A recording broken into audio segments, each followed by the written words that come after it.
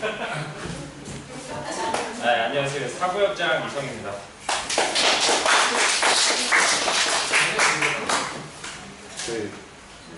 요번에 이제 수련회 준비하면서 강의 요거를 할 때 하나씩 맡아서 할 때 디자인 그리고 파워포인트 프레젠테이션에 대해서 해달라는 얘기를 들었는데 어떻게 해야 될까? 어디까지 들어가야 될까 하다가 그냥 실제로 사용할 수 있게 적합할 정도의 깊이만 했습니다. 그래서 제가 잡은 제목은요, 보아라 그리고 느껴라, 무의식을 노리는 프레젠테이션입니다. 제목에서 보시듯이 프레젠테이션은 1차적으로 보는 것에 해당합니다. 그렇기 때문에 가장 먼저 시각적으로 보는 것, 그리고 느끼는 것. 느끼는 것도 제가 말하는 개념에 있어서는 시각의 범위에 포함이 됩니다. 보통 보아라가 그 시에 해당된다면은 느끼는 것은 그 시각을 넘어서 그 이 너머의 견에 가깝다고 볼 수 있죠. 그래서 디자인을 이용하여서 심리적인 것까지 한번 찝어서 알아보도록 하겠습니다. 목차는 크게 3개입니다. 송이 없죠. 송 있으면 어색해가지고. 디자인하는 사람들한테 흔히 쓰는 3가지 언어입니다. 그래서 첫 번째, 디터럼스가 했던 말인데 최소한이 가장 많은 것이다 라는 것이고, 두 번째 헬베티카 로열스는 폰트 이름이요. 그래서 이 폰트는 언제나 쓰기에 좋다 그런 것이고, 세 번째 룩앤필입니다. 말 그대로 느낌을 말하는 겁니다. 첫 번째, 강조를 위한 절제입니다. 참고로 파워포인트 만드는데 굉장한 공을 들여서 과 애들이 놀랄 정도로 공을 많이 들여서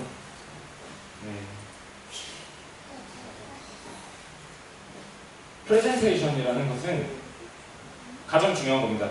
과제를 하거나 아니면 뭐 회사에서 사업 설명을 하거나 할 때 가장 중요한 것은 주제를 가지고 누군가에게 나의 의견을 피력하는 것. 이 3가지. 주제, 누군가에게 피력하는 것. 3가지가 가장 중요하다고 저는 생각합니다. 그래서 첫 번째 주제는 주제를 벗어나는 부차적인 요소를 계속해서 덜어내는 것. 그게 바로 중요한 것이고, 그리고 강조. 문단과 페이지에도 강세가 필요하다는 것. 가장 중요한 겁니다. 강조를 위한 절제를 필요로 합니다. 그리고 세 번째, 재미가 없으면 5분 이상 진행되는 프로젝트는 힘듭니다. 개인적으로 제가 조금 약한 부분이 바로 흥미인데, 사람의 뇌는 한눈에 인식 가능한 단어가 3개에서 5개 정도, 그리고 한 줄에서의 70자에서 80자 정도가 맥시멈이라고 합니다. 여러분들이 보시는 책을 펼쳐서 보시면은 한번 세보시면은 70자에서 80자 정도가 될 겁니다. 그리고 백문이 불여일견이라고 했기 때문에 혹시 프레젠테이션 발표회라고 하면 떠오르는 인물 있으신가요? 맞습니다. 그렇죠. 애플에서는 전통적으로 키노트라고 말하는데 근래에 있어서 가장 호응이 좋았던 키노트를 보여드리겠습니다. 5분 영상입니다.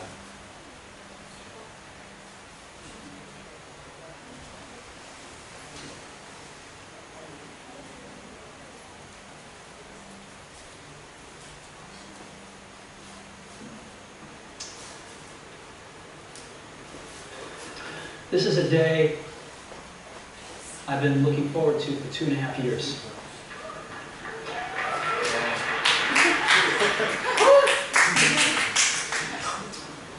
Apple's been very fortunate.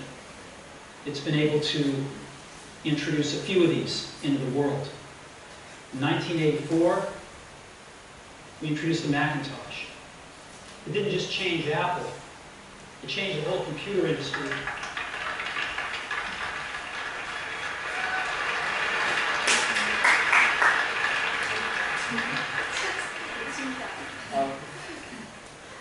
In 2001, we introduced the first iPod. And it didn't just change the way we all listen to music. It changed the entire music industry. Well, today, we're introducing 3 revolutionary products of this class. The first one is a widescreen iPod with touch controls.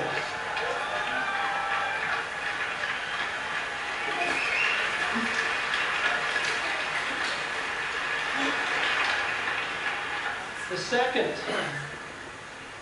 is a revolutionary mobile phone.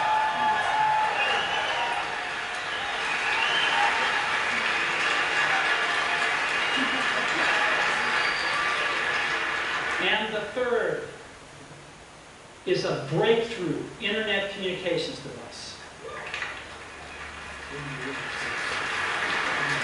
So, three things. A widescreen iPod with touch controls, a revolutionary mobile phone, and a breakthrough internet communications device. An iPod, a phone, and an internet communicator. An iPod, a phone. Are you getting it? These are not three separate devices. This is one device. And we are calling it iPhone. Today, Apple is going to reinvent the phone. And here it is.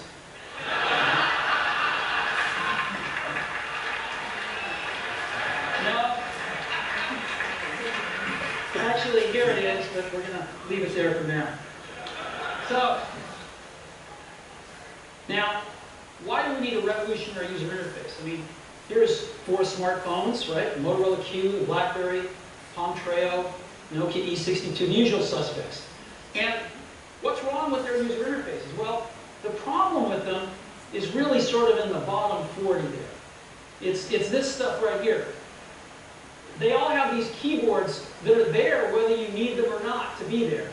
And they all have these control buttons that are fixed in plastic and are the same for every application. Well, every application wants a slightly different user interface, a slightly optimized set of buttons just for it.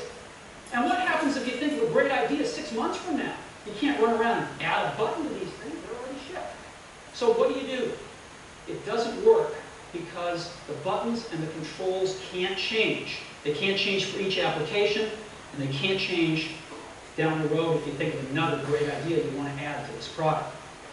Well, how do you solve this? It turns out we have solved it. We solved it in computers 20 years ago.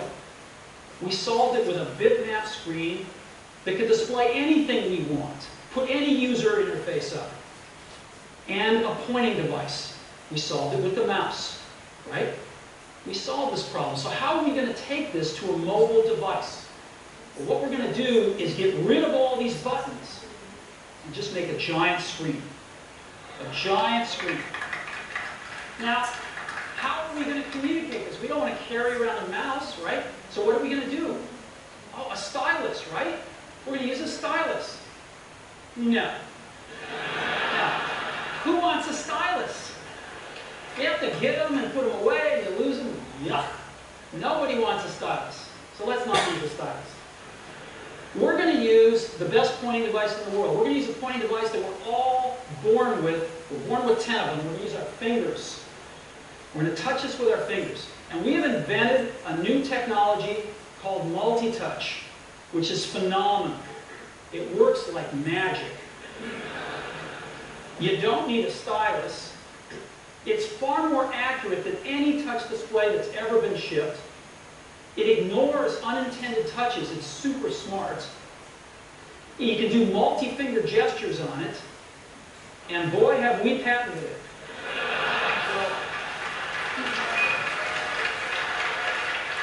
So,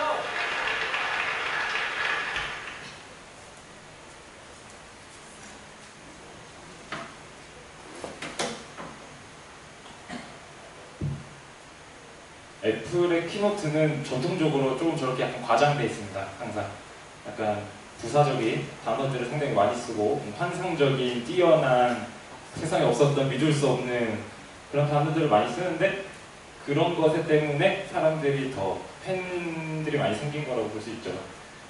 방금 전에 보셨던 거는 이 세 가지 주제, 강조, 흥미 세 가지가 굉장히 적절하게 잘 배치가 되어 있습니다. 그리고 보신 것과 같이 키노트가 발표자와 연동이 굉장히 잘 돼 있죠. 발표자가 직접 누르기 때문인데 많이 연습을 했겠죠. 그리고 보기 편한 것이 가운데 그 메인 이미지가 하나 있고 말에 맞춰서 그 똑같은 단어가 스크린에 같이 뜹니다. 그렇기 때문에 듣는 것과 보는 것이 일치가 된다는 거죠. 보통 여기가 차이가 나기 시작하면은 청자들은 듣거나 보거나 둘 중에 하나만 선택하기 때문에 집중력이 많이 하락하거든요. 그래서 뒤쪽에 조금 더 방법적인 것으로 들어가 보면 여러분들 파워포인트 그 과제로 갖고 온 거 보면은 굉장히 화려한 모션이 들어간 게 있죠. 애들이 갖고 온 것 중에 그리고 가장 많이 쓰는 것 중에 하나가 타자기 소리 많이 써요. 챙챙챙챙 탱 소리 나는 거 그거를 많이 쓰는데 제가 말씀드리고 싶은 그 방법론적인 얘기로는 화려한 모션과 효과음은 정말 필요할 때만 쓰자. 보시는 것도 제가 지금 한 게 이게 파워포인트가 아니거든요. PDF거든요. 디자인하는 사람들은 이 폰트가 깨지는 거를 되게 병적으로 싫어하기 때문에 파워포인트를 잘 안 써요. 그렇기 때문에 모션이 있을 수도 없고 효과음도 없는데 그렇다고 해서 부족한 것도 없죠. 그렇기 때문에 화려한 모션과 효과음은 오히려 뭐 처음에는 한두 번 웃을 수는 있겠지만 피곤하거나 아니면 파워포인트 자체를 장난스럽게 생각하게 되거나 아니면 분산시키는 정말 집중시켜야 되는 것에 집중을 시키지 못하게 되는 아래쪽에 제가 예시로 써놓은 게 있어요. 요즘 또 슈퍼스타 K7 시작했던데 서바이벌 오디션 프로그램을 떠올려 보면 목소리도 좋고 박자감도 좋고 뭐 생긴 것도 괜찮고 다 괜찮다 그러는데 뭐 누구누구 씨는 노래가 너무 심심해요. 왜 그럴까요? 강세를 조절하기 위해서는 강조가 더 절제가 중요한 겁니다. 지르는 것보다 조용히 전하는 감성이 더 중요한 것처럼 프레젠테이션에서도 한 방을 먹이려면은 몇 개 천천히 흐르는 흐름이 더 중요한 겁니다. 그렇기 때문에 그렇게 단조롭고 그 잔잔한 파워포인트 프레젠테이션이기 때문에 문단은 짧게 그리고 말은 조리 있게 하는 게 중요합니다. 즉 연습이 많이 필요하다는 겁니다. 문단이 짧다는 거는 제가 다음 장에서 한번 보여드릴 건데 거기서 이어가시고 그리고 이 학과나 아니면은 그 발표하는 프레젠테이션의 성격에 따라 다른데 내용이 많을 수밖에 없을 수가 있습니다. 뭐 표가 들어가고 뭐 춘처가 들어가고 자료가 들어가면 내용이 많은데 그럴 때는 이 안에다가 다 채워넣는 것이 아니라 한글이나 워드로 작업을 해서 A4로 그 시작 전에 나눠주거나 끝나고 나눠주거나 하는 방법이 오히려 그 청자들한테 한 번 더 보게 함으로써 좋은 효과를 다들 누릴 수 있습니다. 그리고 네 번째가 조금 엄한데 배경이 고민되면 그냥 쓰지 말아라고 제가 썼습니다. 파워포인트 기본 그 배경 보면은 뭐 그라데이션 있고 뭐 태극무늬 그런 게 많죠. 그런데 그것 때문에 고민하는 시간이 아깝다는 겁니다. 그냥 흰 배경이 나쁘지는 않다는 것인데 디자이너들한테 제일 무서운 게 백지라는 말이 있습니다. 백지를 딱 보여주면 그게 제일 공포스럽다고 어떻게 채워야 되나 그 뒤에 해당하는 내용은 계속 말씀드리면서 알아갈 거고 배경이 고민되시면은 네이버에 나눔 템플릿이라고 치시면은 네이버에서 만든 파워포인트 배경이 있습니다. 굉장히 잘 만든 배경들이 있고 또 저작권에서도 자유롭기 때문에 사용하시는 데 괜찮을 것 같습니다. 두 번째, 내용이 중요한 것이다. 폰트 걱정은 과욕불도. 아까 말씀드렸던 것과 비슷하게 괴를 가는 내용인데 안정성이 높은 방법은 늘 존재하는데 언제나 조금 잘해보려고 아니면은 조금 튀어보려고 아니면은 좀 트렌드를 따라가 보겠다고 모험을 하려는 인간의 패기가 문제라고 저는 생각합니다. 피곤한 글씨를 읽어가면서 설득당해 줄 청자는 없습니다. 그리고 폰트를 무엇을 쓸까 고민을 하는 시간에 내용을 더 채우시고 폰트는 그냥 나눈 걸 쓰시면 됩니다. 그 대신 뭐 굴림이나 얇은 글씨체는 피하시는 게 좋습니다. 잘 안 보이기 때문에 보시는 것처럼 저 아래쪽에 예시의 말을 제가 다른 폰트 세 가지로 썼는데 첫 번째 거는 한 3년 전쯤에 유행하던 손글씨체입니다. 작죠. 그리고 이건 행간도 좁기 때문에 글씨를 읽는데 어렵습니다. 우리가 프로젝터 같이 성능이 조금 떨어지는 애들이 분명히 있기 때문에 폰트의 목적은 가독성에 최우선을 둔다. 분위기, 개성을 추구한다면 텍스트의 개념을 넘어선다. 발표하는 환경을 고려하자. 당황한 적이 없는가. 글자는 늘 작거나 너무 크거나 얇다. 세상에 좋은 프로젝터는 많지만 간당간당한 프로젝터가 훨씬 더 많다라고 써있는데 뒤쪽에 다른 거 보시면 이거는 그 배달의 민족에서 쓰는 한나체인데 요즘 애들 많이 씁니다. 근데 아셔야 되는 게 한나체 같은 이런 복고풍의 폰트들은 텍스트 그 제목 글씨 이 정도 큰 글씨에 쓰는 거지 작은 글씨에 쓰는 폰트가 아닙니다. 내용에 쓰는 폰트가 아니기 때문에 그렇게 쓰시게 되면 이렇게 뭉쳐 보이게 되죠. 멀리서 봤을 때. 이게 나눔 폰트입니다. 물론 굵기는 5개로 존재해서 조절할 수 있는데 나눔 폰트가 요 위에도 나눔 폰트 이게 두꺼운 거고 이게 얇은 건데 무난합니다. 어떤 환경에 있어서도 실패할 확률은 없습니다.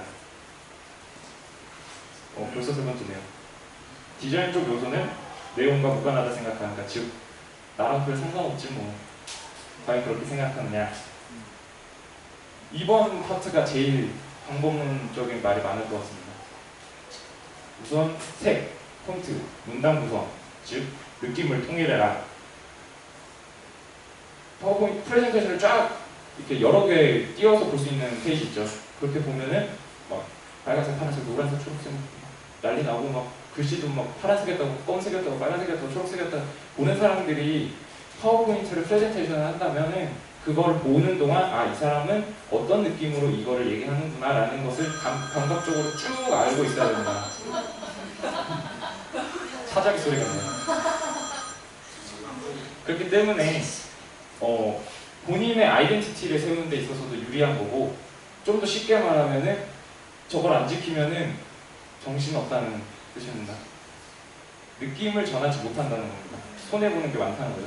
프레젠테이션은 기본적으로 경쟁을 기본으로 하고 있기 때문에 그 경쟁에서 요만큼이라도 나서면 나서야지 모자르게 되면 그게 지는 요소이기 때문에 그리고 중요한 거죠. 벌려놓는 것이 아니라 없애가는 게 디자인입니다. 보통 디자인과 학생들도 그렇고 아니면은 다른 학생들이 디자인 좀 이분은 이쁘게 만들어보자 라고 하는 애들이 하는 가장 큰 오류가 어디서 이미지 따오고 어디서 아이콘 따오고 카톡 이모티콘 따오고 넣고 그러다 보면 이쁘다 그러는데 모르겠어요. 저는 그런 게 지저분해요. 없애가는 게 디자인이라고 말하고 싶어요. 그래서 색상은 심리를 공략하는 거고 그리드는 신뢰를 공략한다라고 썼는데 조금 말이 생소하실 텐데 이것도 바로 알려드리겠습니다. 그리고 맨 아래쪽에 쓸데없는 뭐 쉼표, 점, 뭐 쌍따옴표, 따옴표, 슬래시 쓰지 맙시다. 작물 시간이 아닙니다. 파워포인트는 기본적으로 보이는 것만, 중요한 내용만 들어있으면 됩니다. 문장 구성, 뭐 어법 시간이 아니기 때문에 틀리는 것도 상관이 없습니다. 10글자 쓰여있는데 설마 거기에 틀렸다고 해서 그거를 실수겠구나 라고 생각하는 사람은 별로 없을 겁니다. 의도된 건가? 라는 생각을 하게 되죠. 아까 전에 주일대회 때도 오타가 있던데 예, 그렇죠. 그래서 색상 선정은 프레젠테이션의 전체적인 분위기를 좌우한다고 썼습니다. 이거는 제가 그냥 임의적으로 정한 건데 인문 경제 쪽은 그 스탠드 3M에서 나온 스탠드도 인문 쪽 뭐 이렇게 모드를 설정하면은 3000K 정도의 붉은색 조명이 나오고 뭐 이과 쪽으로 턴을 딱 바꾸면은 파란색 7000K 온도 정도로 파란색으로 바뀐대요. 그런 것처럼 인문경제 쪽은 조금 주황색, 빨간색, 그리고 경제 쪽에 신뢰를 뜻하는 파란색, 경제 성장 쪽에 붉은색 이런 색종을 사용하시면은 뭐 나쁘지 않을 거고요. 수리경영 쪽은 아무래도 차가울 수밖에 없습니다. 감성적인 학문이 아니기 때문에 초록색, 파란색, 그리고 진한 파랑, 그리고 검정색, 회색 같은 쪽을 추천드리는 겁니다. 그래서 그리드는 이제 말씀드릴 건데 어렵게 생각하실 거 없습니다. 뭐 여러분들 쓰실 때 왼쪽 정렬, 중앙 정렬, 오른쪽 정렬 그것도 그리드의 일부입니다. 그래서 줄 세우기인데 줄 세우기 할 때 제일 중요한 게 얼타지 않는 기준이죠. 기준이 중심을 못 잡으면 다 엇나가는 거죠. 처음에 기준 하나만 잡으면 그리드는 완성이 됩니다. 그래서 보면은 왼쪽 정렬이 우리나라 문화어권에서는 읽기가 가장 쉽습니다. 읽는 그 우리나라에서는 왼쪽에서 오른쪽으로 읽고 다시 처음으로 돌아와서 읽고 돌아와서 읽고 하기 때문에 처음 글자를 문단을 읽는 그 시작점이 계속 변경되면은 나도 모르게 눈이 피곤해지고 그러다 보면은 기억이 안 나는 겁니다. 그렇기 때문에 왼쪽 정렬이 가장 많이 쓰이고 그 다음에 내용이 정말 없거나 아니면 디자인이나 말을 최대한 안 쓰려고 하는데 뭐 보기 좋게 하려고 가운데 정렬을 한다. 그게 의도가 있다라고 하면 괜찮습니다. 근데 이 정도로 많이 내용이 들어가는 데는 가운데 정렬 쓰는 게 아닙니다. 더러워 보입니다. 이렇게 쓰면. 가운데 정렬에서 좀 쓰려고 한다 싶으면은 뭐 한 8글자 이내? 정말 헤드라인이 될 만한 그 정도로 사용하시는 거고 오른쪽 정렬이 우리나라에서 가장 큰 문제입니다. 보시면 오른쪽 정렬 쓴 게 꽤나 많습니다. 보면은 오른쪽으로 정렬하는 게 많은데 있는 그대로 읽어드리면 길이가 긴 문장에 있어서 오른쪽 정렬은 그냥 하지 마라. 이유가 없다. 전 이렇게 배웠습니다. 학교에서. 오른쪽 정렬은 웬만하면 쓰면 쓸 일이 없습니다. 우리나라 문화권에서. 읽을수록 피곤해지는 게 오른쪽 정렬이기 때문에 뭐 좋을 게 없습니다. 이거. 폰트는 명조체, 바탕보다는 도둠이 신의성이 좋습니다. 뭐 흔히들 얘기할 때 바탕체, 그러니까 왼쪽에 바탕체, 오른쪽에 명조체, 도둠체인데 바탕은 내용에 쓰고 도둠은 헤드라인 맨 위에 쓰는 게 보통인데 신문 기사 생각해 보시면 제목은 딱딱 떨어지게 써 있고 아래쪽에 내용은 이렇게 꺾은 글씨로 써 있죠. 그게 이 꺾인 것이 볼 때 그 글자를 인식하는 데 있어서 더 빨리빨리 읽을 수 있다는 그런 썰 때문에 그렇게들 많이 쓰는 건데 파워포인트는 신의성을 기준으로 하고 그리고 내용이 가장 중요한 거기 때문에 그런데 페이지가 넘어갔네. 이게 다가 아니네. 일단 이거 2페이지 끝내고 그리고 굵은 폰트를 조심을 해야 됩니다. 자간과 크기가 키우지 않게 되면 아래쪽에 글씨처럼 아까 보신 것처럼 뭉쳐서 먹물처럼 보이는 일이 있기 때문에 잠시만요.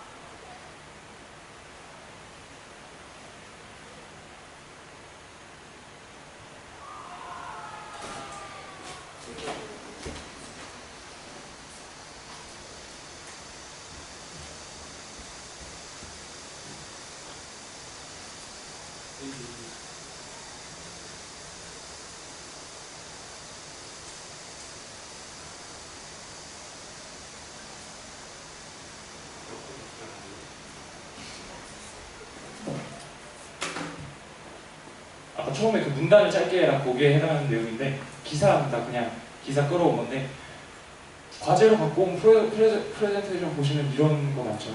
줄줄줄줄 써 있는 거 작은 글씨로 이런 식으로 돼 있는 거에서 가장 중요한 게 핵심을 뽑는 겁니다. 빨간색으로 체크했는데 핵심은 요거고 나머지는 다 그냥 꾸밈, 중간 이음, 즉 프레젠테이션 필요가 없는 거. 말할 때도 이렇게 보는 애들이 있습니다. 이렇게 대본 보면서 삼성전자나 프리미엄, 대한민국 스마트폰인 새로운 결정이 갤럭시 노트 아무도 관심이 안 가집니다. 교수님이 채점하려고 보다가도 딴 행동을 하게 되죠. 그래서 정리를 하면은 다음과 같습니다. 이게 답니다. 그 긴 내용이 이게 답니다. 파워포인트에서 한 줄 넣는 내용이 이 한 줄 이상 넘어가면 안 됩니다. 메인은 한 줄이랑 그리고 나머지 그 세부 내용이 필요하다 그러면 아래쪽에 따로 글씨 크기랑 두께만 다르게 하면은 되게 훨씬 깔끔해 보이죠. 그리고 뭐 괄호 치고 뭐 쓰고 그러는 게 많은데 이런 식으로 글자 크기만 줄여도 그 같은 효과가 납니다. 오히려 더 깔끔해서 눈에 잘 들어오죠. 같은 내용을 이런 식으로 쓰고 말할 때는 다르게 얘기하는 겁니다. 그대로 보는 대로 읽는 게 아니라 뭐 이런 식으로 뭐 삼성전자에서 노트팔 플러스를 출시했는데 뭐 이것은 뭐 22국내 출시고 3사 동시에 하며 뭐 이런 식으로 얘기는 줄줄줄 나가는데 볼 때는 아, 이 얘기가 순서대로 나가고 있구나 정도만 보면 되는 거죠. 계속 연결. 다음.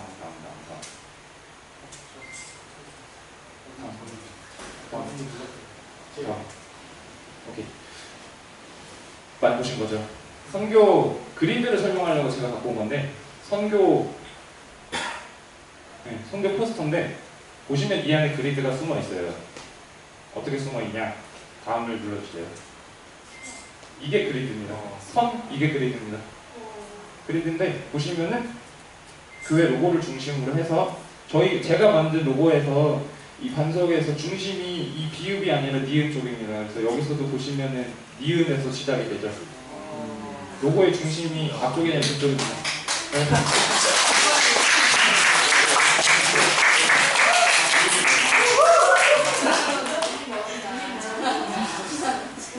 그리고 이제 1대1이 있는데 보시면 1대1이고 오른쪽에 이 선들이 위치에서 만나게 됩니다.